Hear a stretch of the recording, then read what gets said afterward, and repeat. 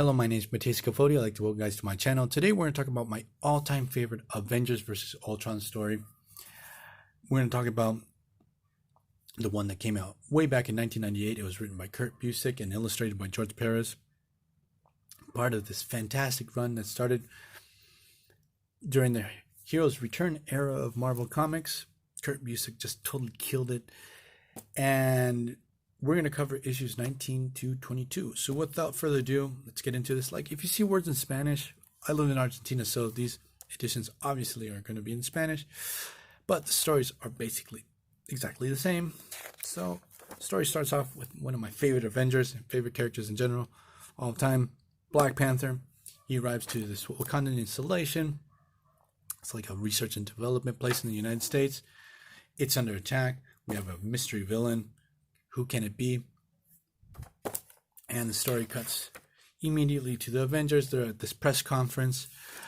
And one thing about this era of Kurt Busiek's era is, like, the media are sort of hostile against the Avengers. They're questioning them why they don't have more minorities on the team, especially black people on the team, why there are no Latinos, while at the same time sort of questioning them why they have two mutants on the team. We have Justice and Firestar, ex-New Mutants. They have joined the team. I was a big New Mutants fan, so I really liked the idea of having these two characters on the roster.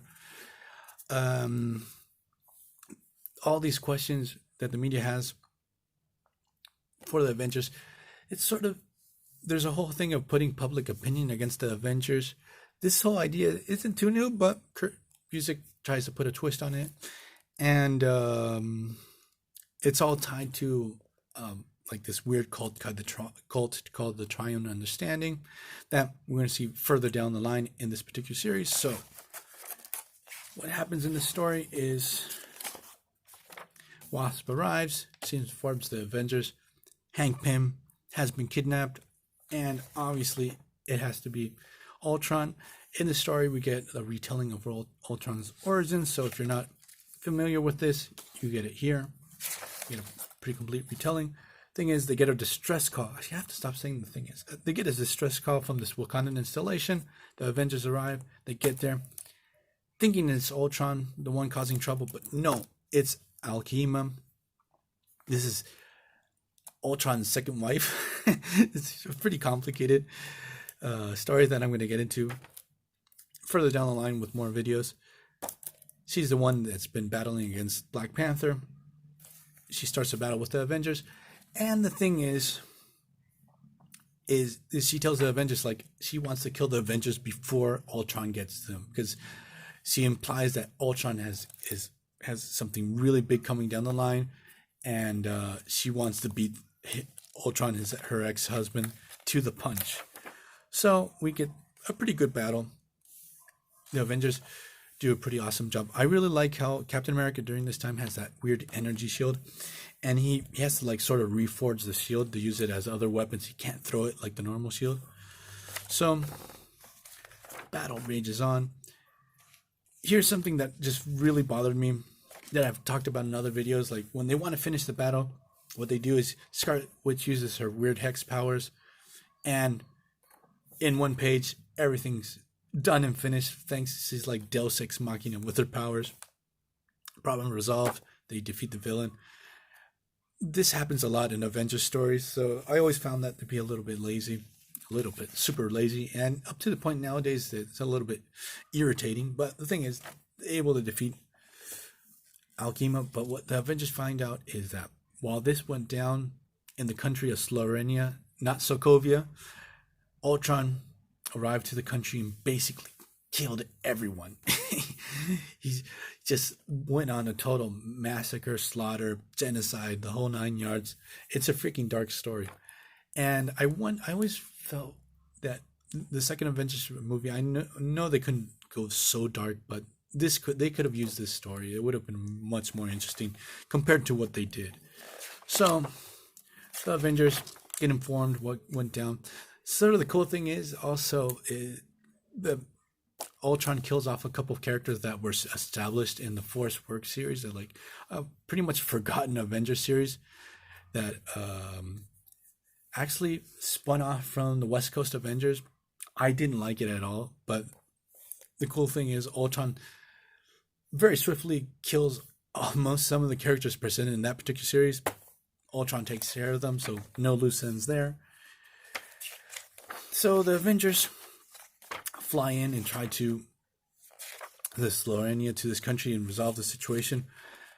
But before they go, Ultron and he uses 1 billion drones in this, kidnap Scarlet Witch, Vision, the Wasp, Wonder Man, Grim Reaper, and all these characters are sort of related to Ultron. One might say, and this is how Ultron views them, they're his family because of what we're going to find out further down the line. Because obviously Ultron considers Vision to be his like rebellious child. Jocasta was his first wife, and Jocasta's mind was based off the Wasp, who is also the wife of his creator, Hank Pym. So it gets really convoluted, but the thing is, he sees these people as his family. So, and here, what would be all of his family, they all have been captured. He wants to tell them his great evil plan. He also, the people of the Slorenia of this country, he turns all of them into like these mindless zombies. It's pretty dark. And the battle that ensues with the Avengers and Slorenia trying to get to Ultron and trying to defeat the Ultron drones, like you can feel the stakes are really high. There's moments that you actually feel like hopelessness from the Avengers, like we can't deal with this. This is just too much for us. While we have Justice investigating how to defeat Ultron, because Ultron has an adamantium armor, so he's really physically hard to defeat. So he's trying to investigate how they defeat him in prior occasions. But what we see in the story is like the Avengers are really stretched really thin. They defeat wave after wave of Ultrons, and they get to the point that they just can't even fight anymore. And like, look at George Perez's art. Like, this should have happened in the Age of Ultron story. Seeing the Avengers like almost defeated, falling apart, that would dark and gritty. That would have been fantastic. But what happens in the most interesting part of the story, like you can see here, they're all messed up. Firestar is using her powers to the max, and like her powers are actually killing her. So it's really high stakes for her to use her powers so much. So what we discover in the story is that Ultron reveals that all these androids and robots use their minds are based off of other people's brainwaves. Like Visions are based off of Wonder Man's, Jocasta is based off Wasp, Alchema is based off Warbird. And Ultron reveals, I don't know if he reveals this priorly or if it's in this story. For me, it's only here. It's the first time it's explained that his brainwaves are based off Hank Pym. And basically, Ultron is like Hank Pym without morals. And his self-hatred for himself. That's why Ultron always seeks to attack and destroy Hank Pym.